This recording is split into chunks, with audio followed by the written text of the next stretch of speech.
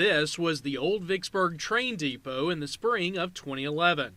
The first floor of the 100-year-old structure completely overrun by the Mississippi River. The floodwaters may have damaged this building, but they didn't wash away one man's determination to move into it. Where you're standing, Ken, there was 5 feet of water. For 8 years before the flood, Lamar Roberts had been working to make the old train depot a museum for his collection of model trains and ships. He calls it a hobby that just got out of hand.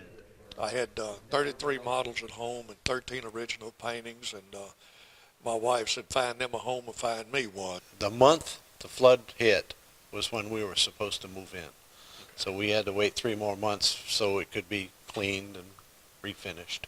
After a $2.4 million renovation, Lamar's vision for a museum dedicated to transportation of a bygone era was realized. There are now more than 250 model ships, many of them gunboats or riverboats from the time of the Civil War.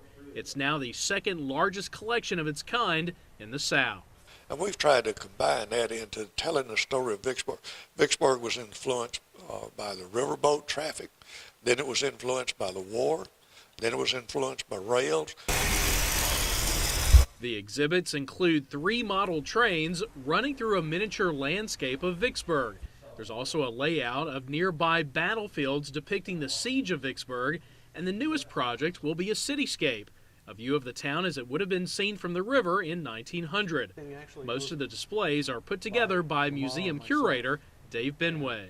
The models in here are fantastic. Our Mississippians collection is one of the finest, and I can probably say that because I've built a lot of them. Dave builds each model to an exact scale from blueprints, with attention paid to every detail. They are replicas. They're just scale models, and they're built the same way that a ship is built, plank on frame. I have been building models for a long time, and it's been a passion of mine. That passion is the perfect complement to Lamar's love of history.